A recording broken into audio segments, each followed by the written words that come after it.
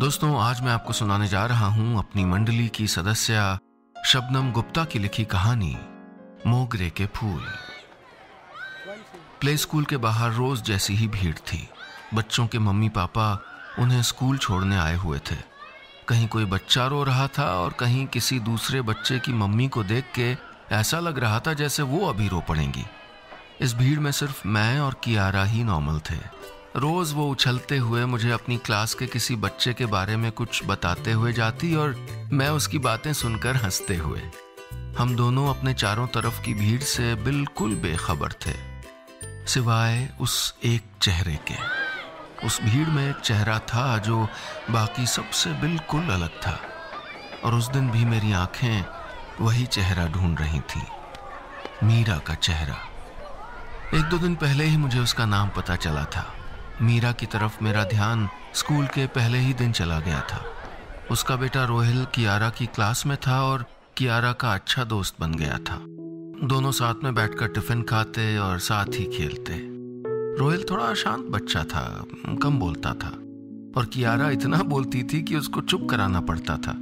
रोहिल खेल के समय बैठ के देखना पसंद करता था, लेकिन कियारा उसे खींचकर बॉल उसके हाथ में देकर उसे खेलने के लिए मना ही लेती थी। जब क्लास में नाटक में भाग लेने के लिए बच्चों से पूछा गया तो कियारा ने अपना तो हाथ उठाया ही, साथ में रोहिल का भी उठा दिया। टीचर ने यह बात बताई, मुझे बहुत हंसी आई। रोहिल की मम्मी मीरा भी वहीं खड़ी थी। मुझसे बोली, बहुत प्यारी है आपकी कियारा। मैंने मीरा की बात तो सुनी, लेकिन कोई जवाब नहीं दिया। मेरा ध्यान उसकी आंखों के सूनेपन में कहीं उलझ गया। गहरी खामोशी थी उन आंखों में। रोहिल को बाय बोलते वक्त वो हल्का सा मुस्कुरा देती थी, लेकिन ये मुस्कुराहट उसकी आंखों तक नहीं जाती थी। स्मार्ट और पढ़ी लिखी थी, लेकिन मुझे उस मॉडर्न चेहरे के पीछे की असली कहानी का कुछ कुछ अंदाजा होने लगा था।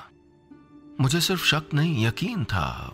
कभी कभी उसने काले चश्मे लगाए होते थे, कभी गले में स्कार्फ होता था, कभी गर्मियों में भी पूरी बाहों की कमीज होती थी। सारे जाने पहचाने संकेत थे। उसने कभी लगाई नहीं, लेकिन मुझे उसके बालों में मोगरे के फूलों की माला भी दिखती थी। माँ लगाती थी, ताजे मोगरे के फूलों की माला। मुझे मीरा की आंखों के सूनेपन में, उसके चोट के निशान छिपाने के अंदाज में, उसके कंधे झुकाकर चलने में अपनी माँ दिखती थी। शायद इसीलिए मीरा को ना जानते हुए भी मैं जानने लगी थी। क्यों बर्दाश्त कर लेती हैं कुछ लड़कियां? क्या मजबूरी होती है जो उन्हें सामने वाले का उठा हुआ हाथ रोकने नहीं देती?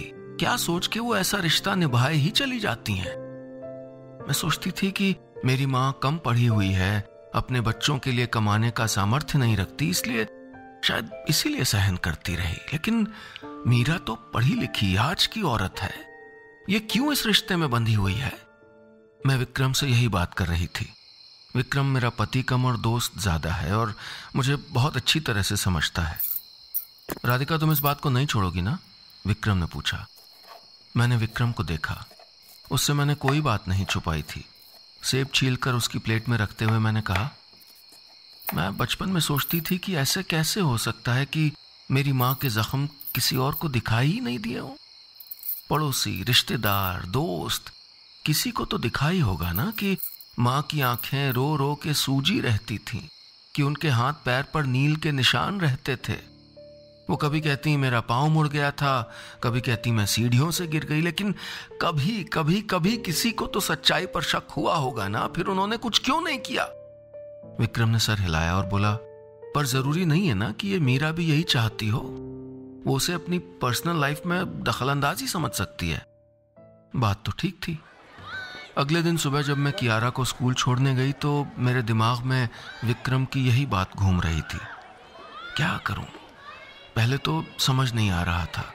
मेरा मसला तो था नहीं, फिर मुझे क्या जरूरत पड़ी थी किसी गैर के मसले में फंसने की? मीरा से दूर रहना ही ठीक था। हाँ, यही ठीक रहेगा। मैंने अपनी नजरें मीरा पर से हटा ली और कियारा को बाय बोलकर बाहर जाने लगी। गेट पर एक माँ अपने बच्चे को प्यार करके चुप करने की कोशिश कर रही थी। बच्चा रोकर कह रहा था कि उसको स्कूल नहीं जाना। मैंने उस माँ को देखकर सर हिलाया कि मैं समझ सकती हूँ, पर सब ठीक हो जाएगा। और उसके जवाब में उसने भी हल्का सा मुस्कुरा दिया। माँ बनने के बाद औरतों में कुछ ऐसा नाता बन ही जाता है, कुछ बहन चारा जैसा। हम आंखों आंखों में बिना कुछ कहे एक दूसरे के दिल की बात समझ जाते हैं। मीरा तब तक मेरे बराबर आ गई थी और मुझे देखकर मुस्कुराई, पर अपने काले चश्मे नहीं उतारे। मैंने उसकी आंखों के पास चश्मे के ठीक नीचे एक बड़ा सा नील का निशान देखा।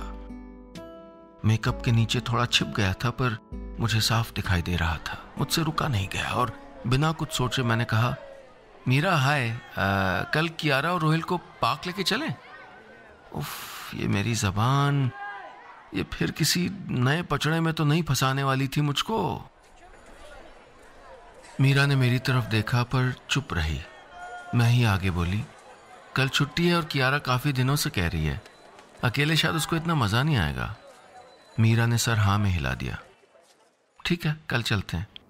पार्क में कियारा और रोहिल बहुत खुश थे। कभी किसी झूले पर चढ़ते, कभी तितलियों के पीछे भागते। मीरा और मैं वहीं बैठकर उनको खेलते हुए देख रहे थे। मीरा ज्यादा नहीं बोलती थी। मैं उसे अपने बारे में बताने लगी। कॉलेज में मैं इकोनॉमिक्स पढ़ना चाहती थी, पर सीट नहीं मिली, इसलिए फाइन आर्ट्स के कॉलेज चली गई।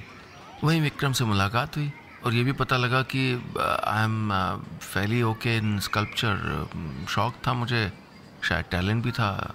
जो होता है अच्छे के लिए होता है। मेरी बात सुनकर मीरा हल्के से मुस्कुराई। आज मेकअप ज़्यादा था, पर गाल का नील छिप नहीं रहा था। उसने जब चश्मा उतारा तो आंखों की चारों तरफ उस नील का निशान था। उसने तुरंत चश्मा वापस लगा लिया। मैंने अपनी नजरें उसके चेहरे से हटा ली। हम दोनों थोड़ी देर चुप बैठे अपने बच्चों को खेलते हुए देखते रहे। फिर मैंने पूछा, और तुम क्या करती हो? उसने धीरे से जवाब दिया, कुछ नहीं, शादी से पहले आर्किटेक्ट थी, पर शादी के बाद छोड़ दिया। मैं चुप रही तो वो ही बोली, मुझे अपना काम बहुत पसंद था। मैं कितने भी घंटे लगातार काम कर सकती थी, बिल्कुल उसी में खो जाती थी। न खाने का ध्यान रहता था, न टाइम का। वो फिर हल्के से मुस्कुराई। मेरे साथ मीरा थोड़ा खुलने लगी थी, कभी कभी मुस्कुरा भी देती थी। उस दिन के बाद से मेरी और मीरा की भी वैसी ही दोस्ती हो गई जैसी हमारे बच्चों में थी। और मेरी एक नए शब्द से पहचान हुई थी, प्ले डेट। जी हाँ, हम तो बचपन में यूं ही किसी भी दोस्त के साथ खेलने पहुंच जाते थे, लेकिन अब माँ बाप बाकायदा अपने बच्चों की प्ले डेट तय करते हैं और तब बच्चे एक दूसरे के घर खेलने जाते हैं। तो कियारा और रोहिल की प्ले डेट पर मैं और मीरा भी मिलने लगे। हम कभी बच्चों को पार्क में ले जाते, कभी पूल पर। बच्चे खेलते और हम दोनों बातें करते, पर वो अपने पति के बारे में बात नहीं करती थी, बल्कि उनका जिक्र आते ही मीरा के चेहरे पर एक पर्दा गिर जाता, जैसे वो और बात करना ही नहीं चाहती। मैं उस वक्त कोई और बात छेड़ देती। मैं उसे समझती थी। अपने साथ हुई ज्यादती को उसने अपनी गलती मान लिया था और अपने चारों तरफ एक बर्फ की चट्टान बना ली थी, जिसे पार करके उस तक पहुंचना बहुत मुश्किल था। लेकिन अब उसकी बनाई हुई वो बर्फ की चट्टान थोड़ी थोड़ी पिघलने लगी थी। अगले दिन हमारे बच्चों की प्ले डेट थी। मीरा का फोन आया कि वो हमारे घर आएगी, फिर हम साथ में वाटर पार्क जाएंगे। लेकिन तभी हमारा कॉन्ट्रैक्टर भी आ गया। हम घर को ठीक करा रहे हैं, उसी के बारे में उसे कुछ बात करनी थी। सॉरी, सिर्फ 10 मिनट लगेंगे। हाँ, ये बोलकर मैं वापस वहीं आ गई जहां विक्रम और कॉन्ट्रैक्टर दोनों टेबल पे रखी हुई ड्राइंग देख रहे थे। मैंने एक बार फिर कहा, मैं ये खिड़की बंद करवा के यहाँ दीवार नहीं बनवाना चाहती। कॉन्ट्रैक्टर बोला, मैडम बिल्कुल नए डिजाइन की रसोई बनेगी, आप देखिए तो सही। हम दोनों एक दूसरे की बात नहीं समझ रहे थे और मीरा हमारी बहस चुपचाप सुन रही थी। थोड़ी देर हमारी बातें सुनने के बाद कॉन्ट्रैक्टर को बोली, नहीं ठीक रहेगा, जो आप चाहते हैं वो यहाँ ठीक नहीं रहेगा। हम तीनों मीरा की तरफ देखने लगे। वो सोफे से उठकर हमारी तरफ आई और बोली, हमारा घर हमारी पर्सनैलिटी का ही हिस्सा है। राधिका को बंद दरवाजे और बंद जगह पसंद नहीं आएगी। उसका घर उसी की तरह खुला होना चाहिए, बिना किसी घुमाव के, बिना किसी मोड़ तोड़ के। आप ऐसा कीजिए, रसोई की ये दीवार तोड़ के लॉबी में मिला दीजिए और ओपन किचन बना दीजिए। मैं एक हाथ से उसकी तरफ इशारा करते हुए बोली, ये बिल्कुल यही चाहिए था मुझे। मीरा हल्के से मुस्कुराई, फिर कॉन्ट्रैक्टर की ड्राइंग अपनी तरफ खींचकर उस पर पेंसिल से कुछ बनाने लगी। मैं उसका चेहरा देख रही थी। उसकी आवाज और आंखों में चमक थी, एक आत्मविश्वास था जो पहले मैंने नहीं देखा था। ये तो एक नई मीरा थी। जब उसने ड्राइंग बनाने के लिए अपनी कमीज की बाहें ऊपर खींची तो उसकी बाहों पर नीले निशान दिखने लगे। मैंने और विक्रम ने एक दूसरे को देखा, पर मीरा बिल्कुल बेखबर थी। उसका पूरा ध्यान ड्राइंग पर था। उस दिन मीरा बहुत खुश थी। उसे मुस्कुराते हुए देखकर मुझे अच्छा लग रहा था। मैंने मीरा से कहा, प्लीज तुम मेरे घर का प्रोजेक्ट ले लो ना। आज कॉन्ट्रैक्टर को जो तुमने समझाया है ये मैं कभी नहीं कर सकती थी। मेरी बात सुनकर मीरा सकपका गई। बोली, मैंने कई सालों से ये नहीं किया है और रोहिल के पापा को मेरा काम करना पसंद नहीं है। मुझे चुप देखकर वो धीरे से बोली, गलत मत समझना, रोहिल के डैड मुझसे बहुत प्यार करते हैं। पर मैंने उसकी आंखों में देखकर धीरे से पूछा, फिर हाथ क्यों उठाते हैं? मीरा के चेहरे का रंग उड़ गया। वो थोड़ी देर चुप रहकर धीरे से बोली, उनकी गलती नहीं है, गलती मेरी है। मैं ही उनको गुस्सा दिला देती हूँ। मेरे कानों में मेरी माँ की आवाज गूंजने लगी। वो भी तो यही कहती थी, गलती कभी भी पापा की नहीं होती थी। कभी वो थके हुए होते थे, कभी उनको दफ्तर की तरफ से परेशानी होती थी, कभी हम बच्चों ने उनको गुस्सा दिलाया होता होगा इसीलिए वो हाथ उठाते थे, लेकिन गलती कभी उनकी नहीं होती थी। मैं मीरा को देखकर ये सोच रही थी कि मैं इसे क्या कह सकती हूँ। ऐसा क्या है जो ये समझदार औरत जानती नहीं है? जानती तो है, लेकिन कुछ कर तब तक नहीं पाएगी जब तक ये सच्चाई नहीं मानेगी कि इसमें गलती सिर्फ रोहिल के डैड की है। जो शख्स आज अपनी बीवी पर हाथ उठा रहा था वो अपने बच्चे को भी यही सिखा रहा है। हम कुछ और कहते इससे पहले ही कियारा और रोहिल की ऊंची ऊंची आवाजें आने लगी। हमने देखा कि रोहिल गुस्से में कियारा को मार रहा है। कियारा अचानक हुए इस हमले से घबरा के गिर गई तो भी रोहिल उसे मारता रहा। मैं और मीरा बच्चों की तरफ भागे, पर जब तक हम पहुंचते कियारा खड़ी हो गई थी और रोहिल के हाथ रोक रही थी। जब रोहिल नहीं रुका तो कियारा ने एक उंगली उठाकर उसे जोर से कहा, नो नो, गंदी बात। तब तक हम बच्चों के पास पहुंच गए और मीरा ने रोहिल को गुस्से में रुकने को कहा। दोनों बच्चों में सुलह कराकर हम किसी तरह वापस घर आए, लेकिन उस दिन कुछ बदल गया। अगले दिन से मीरा मुझे अवॉइड करने लगी। जहां मैं खड़ी होती वो वहां से दूसरी तरफ चली जाती, फोन नहीं उठाती, मैसेज का जवाब सिर्फ सॉरी रोहिल फ्री नहीं है मैं दे देती। उसे रोहिल के बर्ताव पर शर्मिंदगी थी, ये तो जाहिर था, पर उसे ये नहीं पता था कि मैं रोहिल को या मीरा को कसूरवार नहीं मानती थी। जब काफी दिन बीत गए और मीरा ने अपना व्यवहार नहीं बदला तो मैंने उसे मैसेज लिखने का फैसला किया। मैंने लिखा कि मैं नहीं जानती कि कोई भी हाथ क्यों उठाता है, ये भी नहीं जानती कि ऐसे में क्या करना चाहिए। बस ये जानती हूँ कि इसमें रोहिल या मीरा का कोई कसूर नहीं है। फिर मैंने अपने बचपन की सारी बातें लिखी, पापा के दुर्व्यवहार और माँ की आंखों के सूनेपन की बातें। लिखते हुए मेरी आंखें भर रही थीं, लेकिन उसके जख्म भरने के लिए मुझे अपने जख्म दिखाने जरूरी थे। मैंने ये भी लिखा कि मैं उसकी दोस्त हूं और आगे भी रहना चाहती हूँ। मैसेज भेजते हुए मेरे हाथ कांप रहे थे। एक बार मन किया कि मैसेज नहीं भेजूं, लेकिन फिर भेज दिया और मीरा के जवाब का इंतजार करने लगी। मेरा इंतजार घंटों से दिनों तक खिंच गया। हर मैसेज की बीप पर मुझे लगता कि मीरा का जवाब आया होगा, लेकिन उसने कोई जवाब नहीं दिया। स्कूल की गर्मी की छुट्टियां हो गई थीं। घर का काम भी खत्म हो गया और मैं अपने नए घर को देखकर यही सोचती कि मीरा कितनी अच्छी आर्किटेक्ट है। वो मेरी पसंद को मेरे बिना बताए जान गई, और इतनी अच्छी आर्किटेक्ट सिर्फ इसलिए काम नहीं करती थी क्योंकि उसके पति को पसंद नहीं था। क्या पसंद था उसके पति को?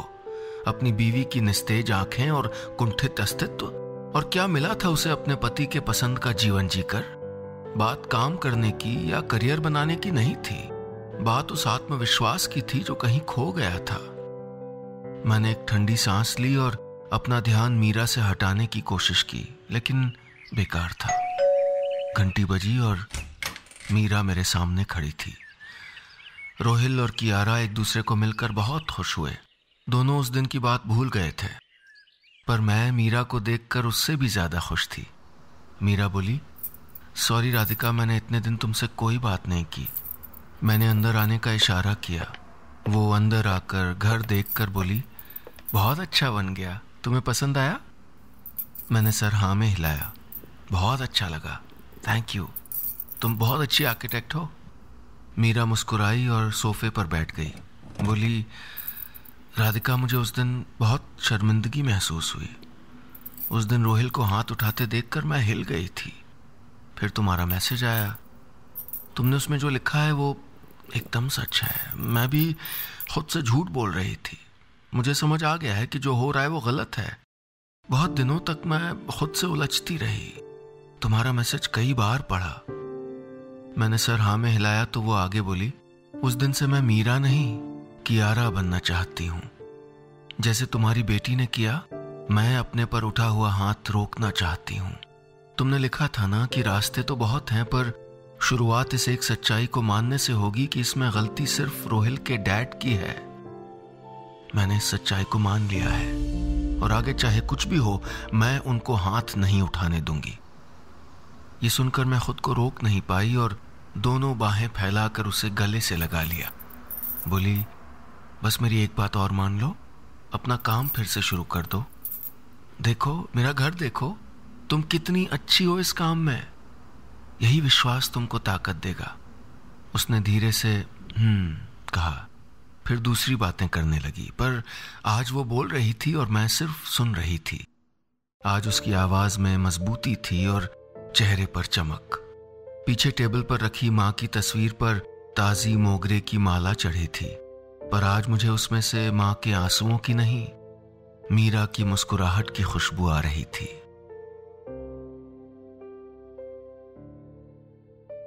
बस इतनी सी थी ये कहानी।